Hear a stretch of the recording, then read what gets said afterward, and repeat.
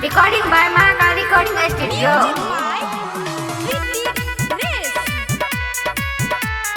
Singing by Sri Ram Sangam.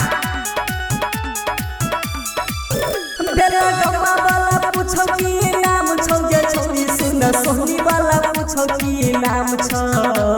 अरे वाला पूछो की नाम छौ गे छोरी सुन तपनपुर वाला पूछो की नाम छौ सिंगर तोरा वाला छौरा पधियान छौ गे छोरी तोरा दोहिर वाला छौरा पधियान छौ अरे वाला छौरा पधियान छौ गे छोरी सुन सोहनी वाला छौरा पधियान छौ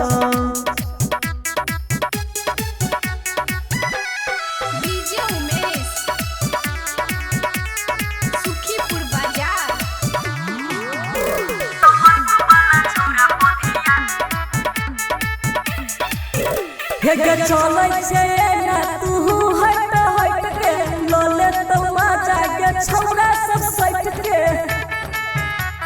नै छोरू छोरी हे गे चलै छे ना तू हट हट के लोले तो बाजा गे छौरा सब सट के नीचो के तोहर सियान छौ गे छोरी सुन ऊपर के तोहर सियान छौ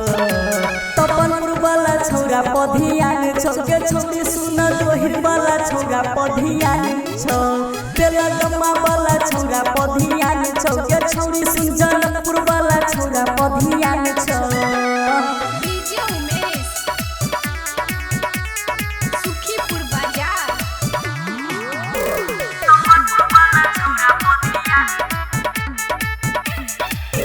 हे गे श्री राम संगम करतो ने माना रात भर है बजा दे तो गाना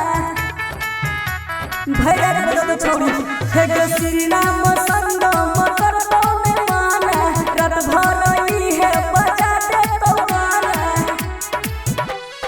तोरे पर दीपक जियान छौ गे छोरी सुन तोरे पर दीपक जियान छौ सिंगर तोरा वाला छौरा पधियान छौ गे छोरी तोरा दोहिर वाला छौरा पधियान छौ